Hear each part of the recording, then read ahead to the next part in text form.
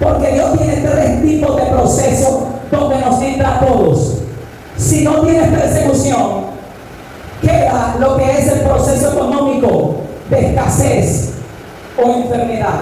Voy a estar ministrando bajo el tema saliendo del desierto. La porción bíblica que hemos leído, el Señor hablando con su pueblo. Muchos conocemos la historia del pueblo de Israel. Dios los saca de la esclavitud de Egipto y los lleva al desierto. Para nosotros desierto significa el lugar de prueba, el lugar de dificultad, el lugar donde Dios va a poner a prueba tu capacidad y tu resistencia. Hay personas que dicen: Dios no tiene que probar si yo voy para algo. No, porque Él lo sabe. Es que para con Dios las cosas tienen que ser probadas y demostradas.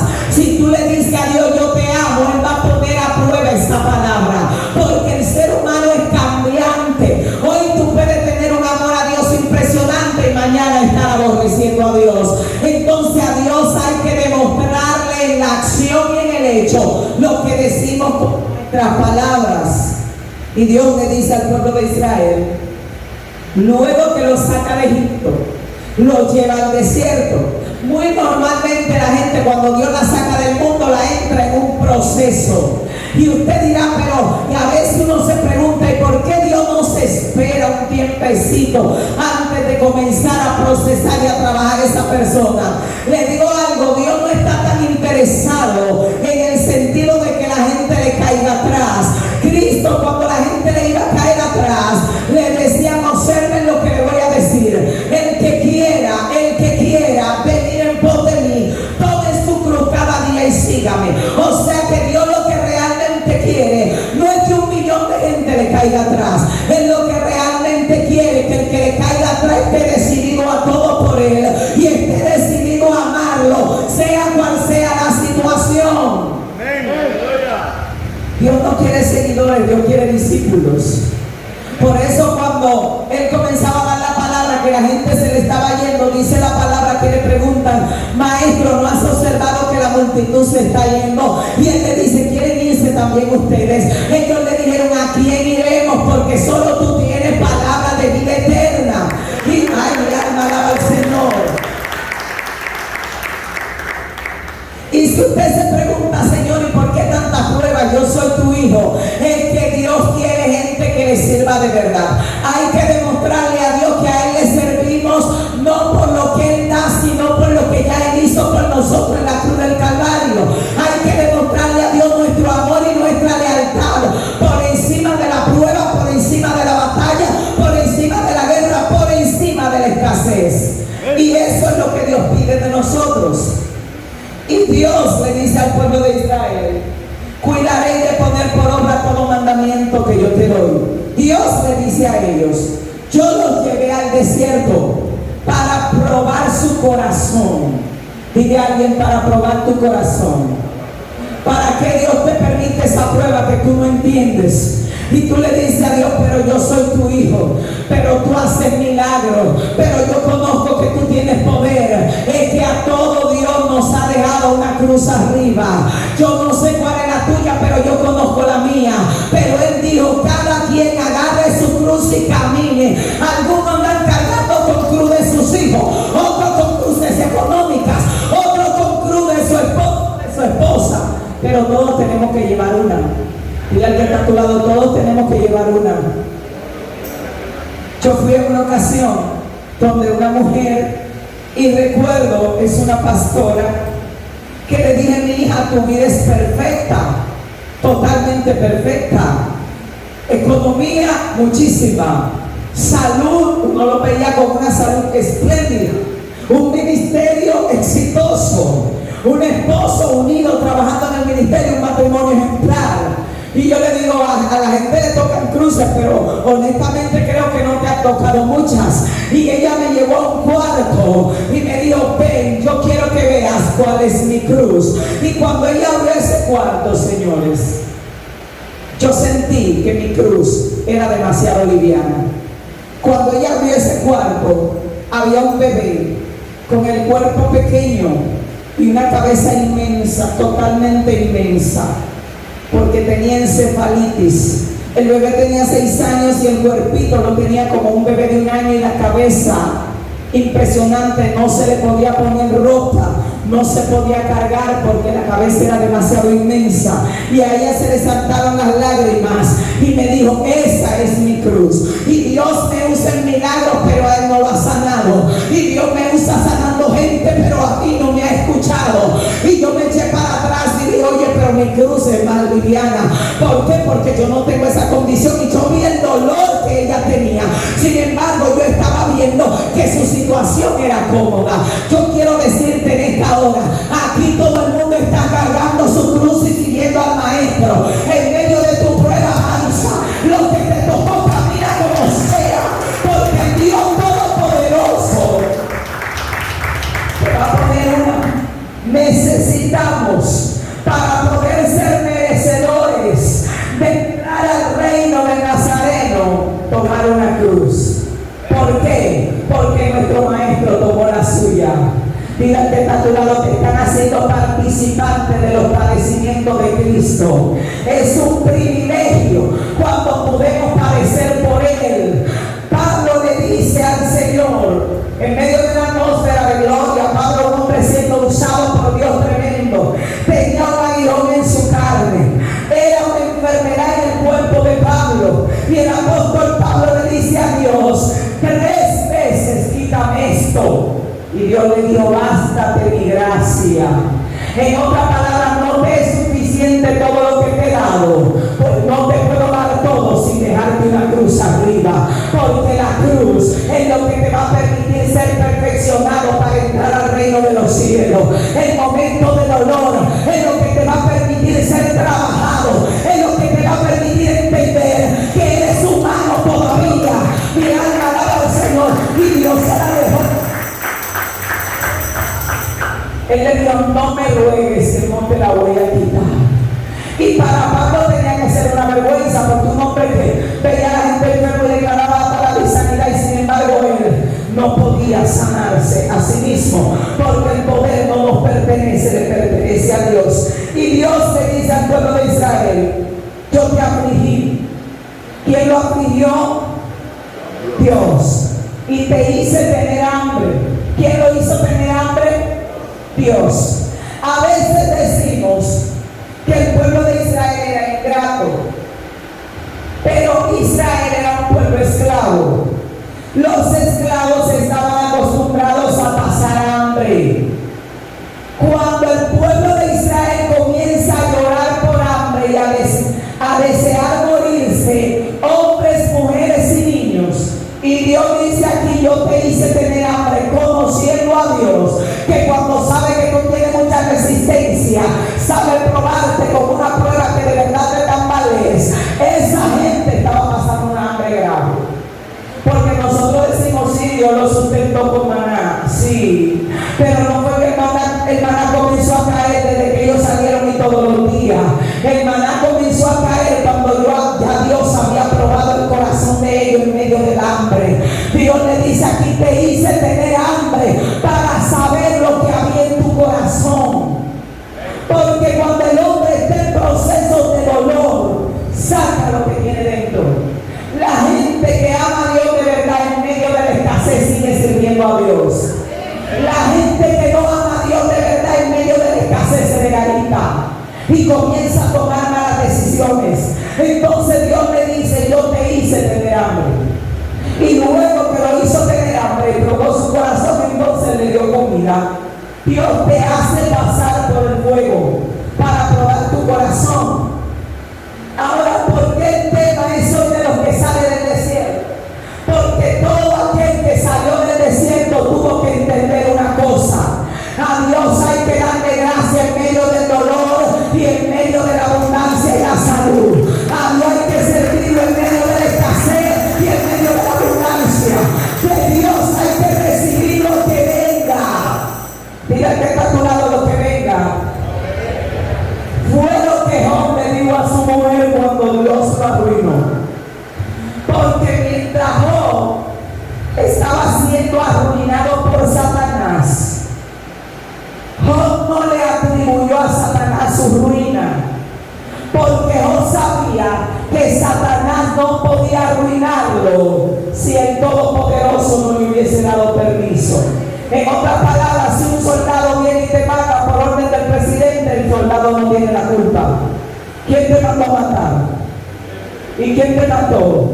El presidente. Porque el soldado solo obedece órdenes. Entonces Satanás en ese momento, como un muchacho demandado de Dios, va donde el Señor y saca una conversación y consigue que Dios le diga: vete y todo lo que tiene está en su mano. Cuando la mujer de Job ve que le han quitado todo, le dice: maldice a Dios y muérete. Y Job le dice: tú has hablado como habla cualquier mujer insensata. ¿Acaso recibiremos de Dios el bien y el mal no lo recibiremos? Todo lo que le estaba diciendo. ¿Acaso somos de esa persona que cuando Dios nos bendice lo adoramos y cuando nos tiene que dar la pena lo maldecimos? Porque hay hijos así que mientras tú le das de todo, ellos también contigo, pero cuando lo corregiste ya no quieren a mami y papi. Entonces un hijo así nadie lo quiere, porque si tú le das de todo a tu hijo, cuando te toca corregir, él se para como un gallo y te quiere abandonar. Tú dices: pero ven acá, ¿para qué te doy lo que te doy? Tú eres mi hijo. Y así como aceptas la bendición, tienes que aceptar la corrección. Entonces nosotros tenemos que entender, como gente que pasa por el desierto, porque todos pasamos por momentos difíciles. Todos. No hay una persona que pueda decir: no, yo no tengo una cruz arriba. Todos la tenemos. Ahora, en medio del desierto hay que programarse para darle gracias a Dios. Estoy enfermo, Dios me sanó, gloria a Dios. Estoy enfermo, no me sanó, gloria a Dios. No tengo dinero, Dios me dio dinero, gloria a Dios. No tengo dinero, Dios no me dio nada, gloria a Dios. Porque Él no está obligado a nada. Pero hay gente que si Dios no lo sana, se van del grupo. Como que si Dios no lo sanó, el diablo lo va a sanar. Y después estaban peor, desbaratado, explotado y perdiendo el alma y andan gritándole a Dios de nuevo. Tenemos que entender que Dios nos lleva al desierto para saber lo que hay en el corazón. En esta etapa de nuestra vida que nosotros estamos viviendo, hay gente que a veces me dice: pastora, a usted le va bien. Usted tiene un esposo en el ministerio, Dios ha prosperado su economía, levanta el ministerio, la usa. Y la gente cree que algunas personas, que ellos no tienen la misma conexión con Dios o la misma relación, y por eso a ellos no les va bien. La situación es la siguiente: todo el que hoy está yendo bien, en el pasado tuvo que pasar el desierto, comer lágrimas, beber agua de aflicción, andar descalzo, andar desnudo, así como tú estás hoy. Porque a veces la gente dice: para tú es más cómodo el evangelio, porque va a la iglesia montado en un aire. Pero señores, nosotros íbamos a la iglesia con dos fundas entre los zapatos y éramos los únicos que llegábamos entripados al templo, porque nadie llegaba mojado y había que esperar que el agua bajara, porque el motor se lo llevaba el agua si uno salía a la calle, orando ahí porque no llegó nadie, pero había que estar ahí. Yo sabía llegar a la iglesia arrastrando una zapatilla así, arrastrando y poner la esquina detrás de la puerta porque estaba rota y era la única que tenía, adorando a papá y siempre fiel a Dios. Y hay gente que no va a la iglesia porque no halló lo del salón y necesita ir arreglado. Señor, hay que ser fiel en el desierto, si no te vas a morir ahí. Hay que ser fiel en la escasez, en la necesidad, en el dolor. Hay que poner a Dios delante. La gente que sale del desierto le es fiel a Dios. No todo el tiempo había mucha ropa para ponerse. Hoy a veces yo miro el closet y yo digo: Dios mío, pero a veces hasta tener mucha ropa en una batalla porque usted no haya ni que ponerse. Pero cuando yo nada más tenía una muda, la de diario y la de salir, yo entraba al cuarto y decía: oye, pero que no nos haya que ponerse porque es lo único que hay. Pero perdía menos tiempo porque no tenía que pensar tanto, no tenía que agarrar la de salir si no salir. Y la del diario sí, hay que estar en la casa, nada más de no. Pero en ese tiempo iba a la iglesia todo el tiempo con la misma ropa durante un año porque no tenía más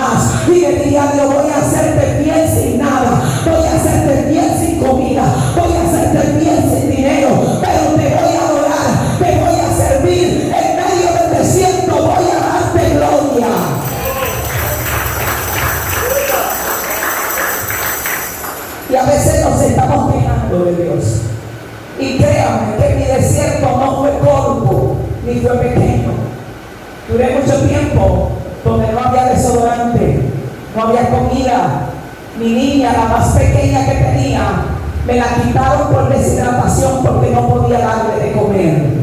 Me puse de 90 libras, bebía agua sucia de un pozo que me colaba el limo que echaba y lavaba, porque no había nada para comer y nos acostábamos un día tras otro día sin comer, a boca abajo en el piso, llorando de un hambre impresionante. Y llegaba a la iglesia y el Señor me decía: no le diga a nadie lo que te está pasando, porque el Hijo de Dios no mendiga, el Hijo de Dios aprende a creerle a Dios. Y le pasé a Dios un desierto fuerte, hasta que un día Dios me dijo: venciste en el desierto, sacaste 100 y ahora voy yo. Quien alaba al Señor.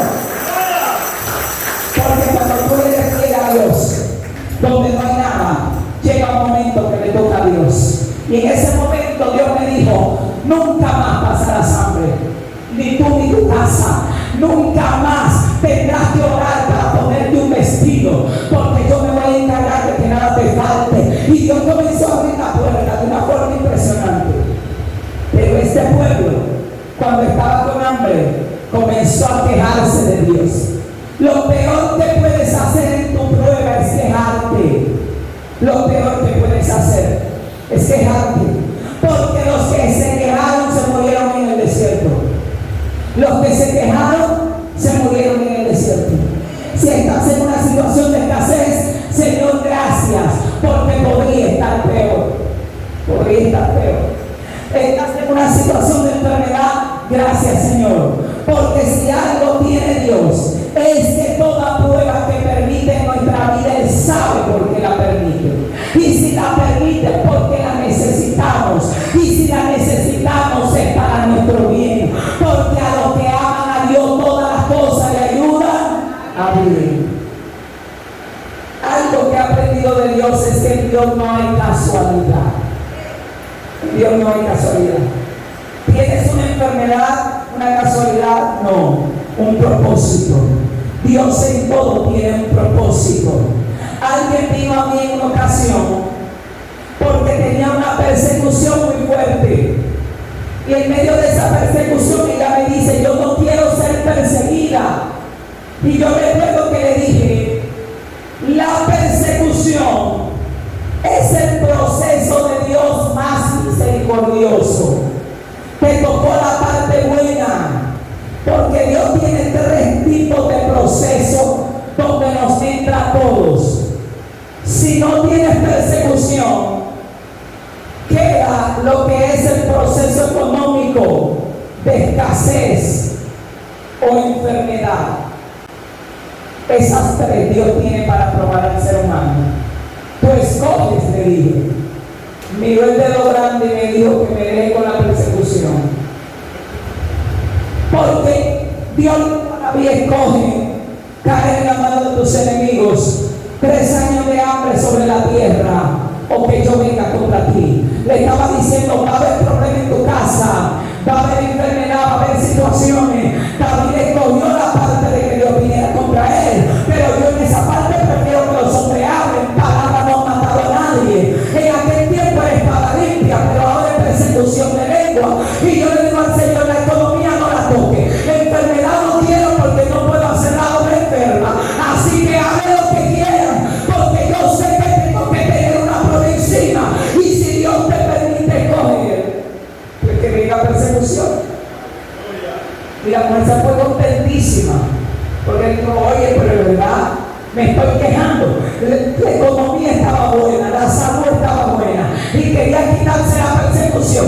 No se puede sentar en ayuno. Cristo dijo: ustedes, yo le voy a dar 100 veces más en este siglo por persecuciones.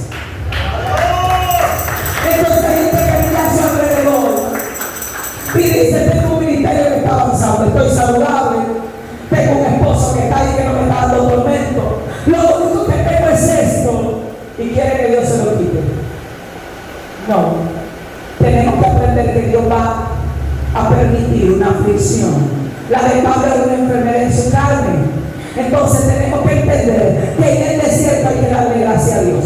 Ahora, cuando nosotros agradecemos a Dios, en medio del proceso llega un momento que Dios puede decidir quitarnos el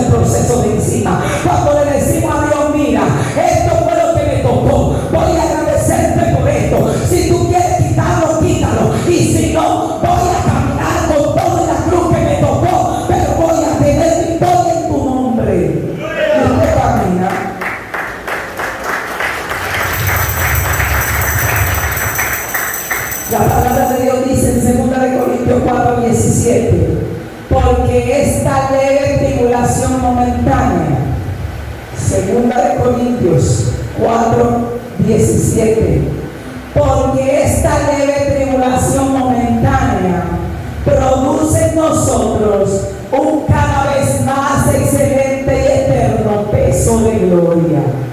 Oigan lo que produce la tribulación. La tribulación produce gloria. Parte de las cosas que Dios está haciendo contigo tiene mucho que ver con la aflicción que te ha permitido vivir. ¿Usted entendió eso? Parte de las cosas que Dios está haciendo contigo y en tu ministerio tiene mucho que ver con la aflicción que cargas, con el proceso que Dios te ha permitido a ti. ¿Por qué razón? Porque la palabra de Dios dice que la tribulación produce gloria. Si no hay tribulación, no hay gloria. Y cada ser humano es atribulado de manera distinta. A mí difícilmente Dios me atribule a través de mis hijos, porque soy muy despegada de mis hijos. No soy de la persona que se apega, pero hay gente que su tribulación serán sus hijos, porque para ellos son muy pegados a sus hijos. Yo fui una niña que se crió lejos de mi familia. Desde los 10 años yo salí de mi casa y el tiempo que tenía en casa, que estuve en casa hasta los 10 años, era deseando irme de casa y estar lejos de mis padres. Entonces, como consecuencia, yo no soy muy apegada a mis padres, porque siempre me mantuve y me crié sola. Entonces no tengo ese apego. Dios no me va a procesar por esa vía, porque Él sabe que lo que tú nunca tuviste a ti no te hace falta. Pero hay personas que fueron muy pegadas a sus hijos y son muy pegados a sus hijos, y su tribulación vendrá en esa dirección.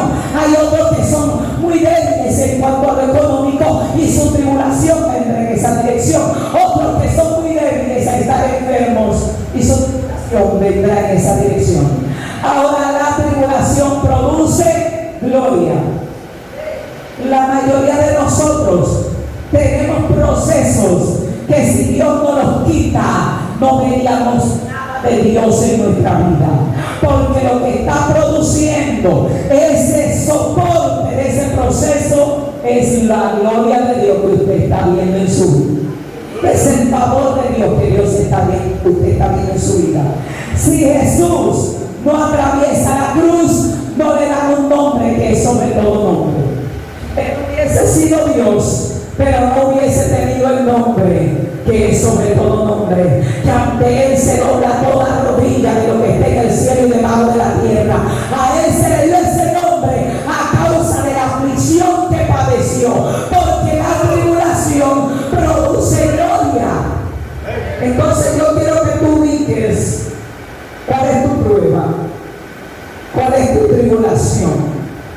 Ubícala en tu mente y date cuenta que Dios te la permitió. Mire algo, cuando no necesitamos algo, el cielo nos lo quita.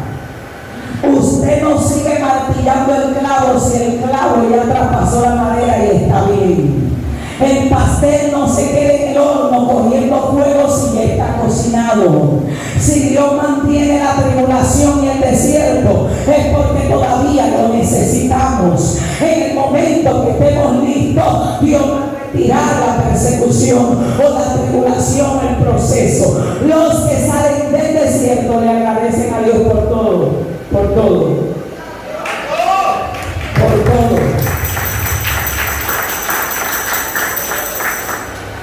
Dios le dice a ellos: yo quería saber lo que había en tu corazón.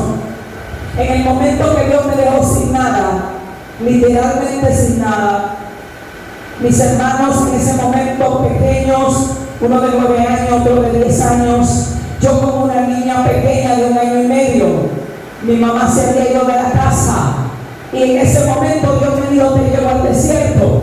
Y Dios comenzó a probarme. Encontré a mi papá llorando en una esquina y me dijo: me voy a ahorcar, porque nunca pensé después de viejo ver a mis hijos morir de hambre sin yo poder hacer nada. Ya papi no le daba trabajo en parte por la edad, y él tuvo hijos siendo ya muy maduro. Y yo recuerdo que le dije a mi papá: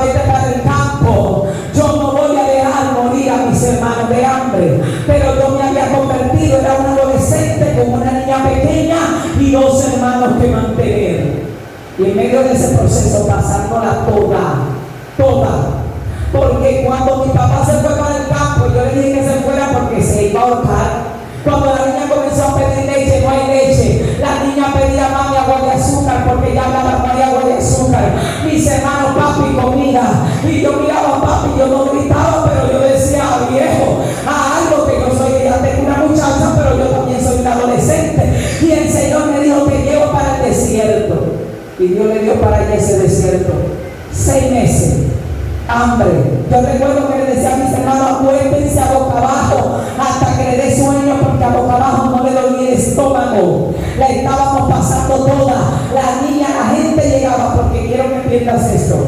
En el desierto Dios le endurece el corazón a la gente que está a tu alrededor, porque hay desiertos que son para ti, que nadie te va a ayudar, y el Dios que te lo permite para que tú aprendas a confiar en Dios. La gente, los vecinos y a mí se paraban y me decían, venga que se muera de hambre, que a ella le pagan en la discoteca por mirarla, y se metió a la iglesia para vivir el cuento. Mire, mi hija se puso así de flaca, me le dio una diarrea terrible, no había pan, no había leche, no había comida, y me arrodillé un día delante de Dios y la acosté bien flaquita y le dije al Señor, llévatela, ya llévatela, porque yo aguanto todavía algo de hambre, y mis hermanos están yendo a velar por ahí a poner los ojos largos, pero en el desierto es más fuerte. Yo viendo a mi hija morir de hambre, llévatela, porque yo voy a morir aquí esperándote a ti, pero no me voy a apartar de ti. Y estaba hablando una nueva creyente, que lo único que sabía hacer era trabajar en una discoteca y venía a la cola, pero después que me convertí no podía vivir el cuento, tenía que aprender a creerle a Dios.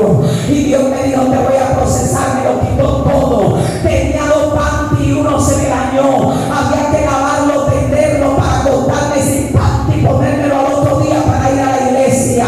La gente regó que yo tenía el SIDA, porque me convertí a los 2 meses, me convertí de 140 libras y a los 2 meses tenía 90 libras de peso. Y era el hambre, no era el SIDA. Y el Señor me decía, no le diga a nadie lo que tú estás pasando, sin zapatos, sin comida, con 2 hermanos en la casa, cortaron la luz, no había compra, no había de nada. Y un día cuando yo le dije al Señor, llévate la niña, al otro día vino la suegra y se llevó la niña. Me llamaron y me dijeron que la niña se está muriendo, te la voy a quitar y no la vas a volver a ver. Luego Dios me devolvió mi hija, pero cuando ella se la llevaba yo lloré y a la vez me reí, porque dije, por lo menos ella va a salir viva. Yo no sé si de este desierto saldré viva, pero voy a esperar a Dios hasta el último momento. Mire, y el enemigo se me aparecía y me decía, ese es tu Dios. En mis manos nunca te moriste de hambre y Él te está dejando morir de hambre. Y yo le decía al enemigo, prefiero morirme de hambre en la mano de mi Dios y no de gordura en la mano tuya. No voy para atrás. Mi alma alaba al Señor. Mire, llegaron de todas las ofertas. Llegaban gente a la casa, iban y le ponían dinero y lo tiraban en la galería. Me llaman cualquier cosa y tiraban el dinero ahí. Y mis hermanos me miraban a mí, miraban los cuartos. Y yo decía, atrévete a coger los cuartos que te voy a dar a mi hermanito, ese dinero que se lo lleva el diablo. Y me decía, manita, tú te estás muriendo, te están ofreciendo buen dinero a un Fuego Latino, que era una discoteca ya, a ti te pagan nada más por mirarte. Y los vecinos diciendo, va a dejar morir a tus hermanos, ya te quitaron la niña, te metiste a la iglesia para vivir el cuento. Y yo sabía que el diablo estaba manejando todo eso, pero yo sabía que Dios me estaba mirando. Y yo le había dicho a Dios, te voy a servir, aunque me muera, te voy a servir. Gloria a Dios. Y el día que el Señor me dijo, me hiciste, Beatriz, 6 meses de proceso, sin luz, sin desodorante, sin comida, sin zapatos, sin ropa, sin panty, y adorando a Dios todos los días en la iglesia. Y la gente decía, esa muchacha se volvió loca, esa muchacha tiene SIDA. Yo me sentaba adelante y los hermanos se sentaban de la segunda fila para atrás, porque ellos creían que yo tenía el SIDA y era flaca del hambre que estaba. Y yo recuerdo que ese día que Dios me dijo, me insiste, estaba en un ayuno pisado porque no salía de un ayuno. Dios enviaba ángeles a inyectarme. Y ese día que yo le dije al Señor que Dios mandó un profeta que yo había vencido, yo recuerdo que le dije al Señor, la señal de que yo vencí es que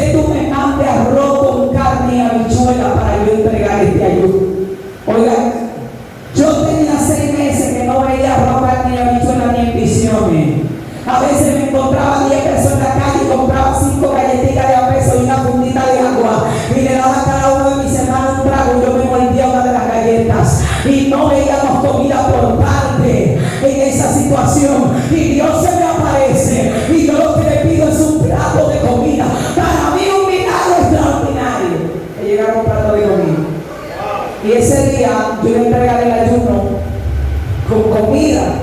Mi hermano se levanta, eran las 6 de la tarde, y yo le dije a mis hermanos, hoy Dios manda comida. Mi hermano me dice, tú tienes 6 meses lo mismo y yo no he mandado nada. Digo, no, pero hoy sí que la manda, porque yo todos los días estaba diciendo, hoy mi fe es más grande, yo sé que hoy viene comida, pero mi fe no era suficiente. Y ya ha pasado 6 meses, yo todos los días esperando, y nada. Y le dije, hoy sí viene comida. Cuando eran las 8 de la noche, mi hermano se levanta de nuevo y me dice, pega el candado y acuéstate, que Dios no va a mandar nada, como siempre que no manda nada. Y yo le dije, hoy Dios me manda comida. Era las 9 de la noche, no llegaba nada. A las 10 de la noche me senté y comencé a llorar. Y le dije, Señor, ya yo no necesito el arroz con carne y habichuela. Manda un borracho con una sobra de picapollo, que se le caiga el plato en la calle, que yo salgo y lo recojo, porque tu hija se muere de hambre. Y me bebía las lágrimas. Y cuando son las 11 de la noche, yo entregaba el ayuno a las 12 de la noche, iba a seguir volado, no se sabe desde cuándo. Y me amargaba todo y el hambre me picaba fuerte. Porque cuando tú estás siendo probado, las cosas como que se aprietan. Y en ese momento se aparece Satanás a las 11 de la noche. Y yo escucho su voz reírse. Y me dice, esa es la victoria que tu Dios te da. Te va a dejar morir de hambre. Y yo volví a repetir, prefiero morir de hambre en la mano de mi Dios y no de riqueza en la mano tuya. Mire, yo no sé si usted sabe lo que es hablar con Satanás de ahí, pero ese se apareció en mi sala a las 11 de la noche y me dijo, levántate y ve a ver la nevera que tiene esa iglesia apagada. En el fondo, debajo de un plástico, hay un pedazo de pan mohoso que se quedó ahí olvidado. Sacude el moho que tiene, ve a la pileta que está afuera, que había unas cuantas hipoteas ahí, cuélale el limo a esa agua y bébete eso, que eso es la victoria que tu Dios te da. Mi alma alaba al Señor, y yo me paré llorando. Fui a agarrar mi agua y la colgué y la puse ahí. Y fui y me busqué donde escuché y encontré un pedazo de pan lleno de moho y lo sacudí. Y lloraba, yo me bebía las lágrimas de llorar. Y recuerdo que agarré el pan y lo mordí, me tapé la nariz y me bebí el agua. Porque el estómago, cuando usted lo está matando el hambre de un dolor, usted cualquier cosa que le tire se entretiene. Cuando yo escucho al enemigo reírse con su carcajada detrás de mí, yo me quedé como de una indignación y le dije, escúchame bien, Satanás, hoy Dios me trae a mí arroz, carne y habichuela, o deja de llamarse Jehová, porque yo voy a esperar a mi Dios. Y desde que yo acabe de beberme esta agua sucia, mi Dios tiene que aparecer aquí.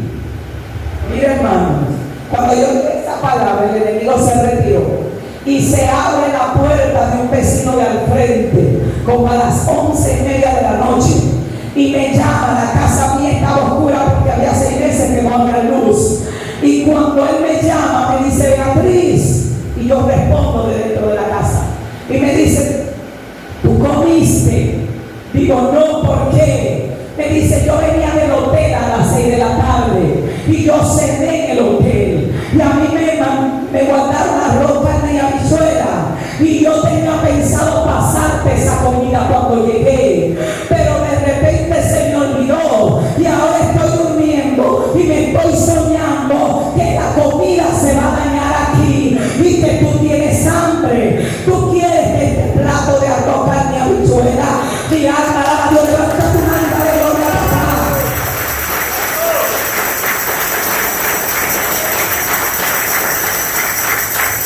Para él era un plato de arroz, carne y habichuela, para mí era la señal de que había vencido con 100 en un desierto. Y yo sé lo que pasaría a Dios con 100, donde no te quejaste, donde no le atribuiste a Dios ninguna queja, sino que aguantaste hasta donde no se aguanta, siéndole fiel a Dios.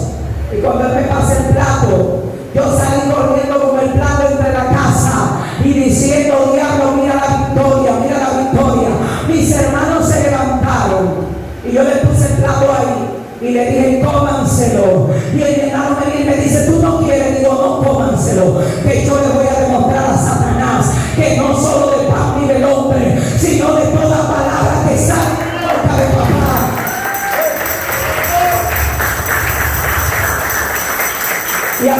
siento el hambre. Y mis hermanos me miraban con la boca llena porque estaban atragantándose la comida, el que comiera más rápido porque me agarré un plato. Y mi hermano me decía, ¿tú quieres? Digo, no, pónansela, porque los hijos de Dios no dependen solo de comida. Esa misma noche le hice a Dios una lista de todo lo que quería. Todo lo que quería. Le dije que era una compra de todo, pedí 24 desodorantes, 24 papel de baño, pero una compra para mí, para regalarle a los que estaban en proceso.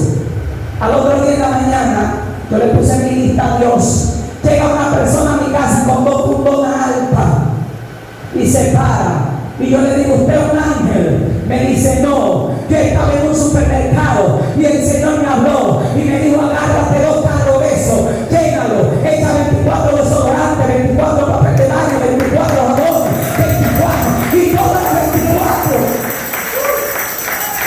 Y él me dice, ¿será un supermercado que usted va a poner? Digo, no, lo que pasa es que después que salí de ese desierto yo sé lo que pasa hambre. Yo voy a pedir para mí, para darle a aquellos que no tienen. Mire, Dios me mandó compra. Al otro día me mandó dinero que ya yo no hallaba que hacer con tanto dinero. Dios pagó la factura de luz y vinieron de la energía eléctrica conectando la luz y me dijeron, usted no debe. Alguien pagó la factura eléctrica. Digo, pero ¿quién pagó? Papi, está en el campo, yo no he pagado. Y él me dio el celular y me dio la luz, está conectada. Dios me dio ropa, Dios me dio zapatos, Dios me dio dinero y me dio, te levanto. Y comenzó a levantarme y a usarme de una manera extraordinaria. Porque después que tú le pases el desierto a Dios y no te quejas, Dios va a venir a darte aquello que te prometió. Pero hay gente que está repitiendo el mismo ciclo y el mismo desierto, porque en medio de su necesidad se están quejando de Dios. En medio de su problema se están quejando de Dios. En vez de agradecer, aguantar y resistir para salir de allí. Si Israel estaba pasando su hambre, hubiese dicho, tranquilo, vamos a golpear hasta que aguantara. No éramos esclavos y ahora somos libres. Pero no se ponían a decir, mejor no hubiera dejado allá. Y hacer creyente diciéndole a Dios, pero yo estaba mejor en el mundo, porque yo nomás tenía que quitar el dinero a fulano y ya. Entonces esa gente va a morir en el desierto.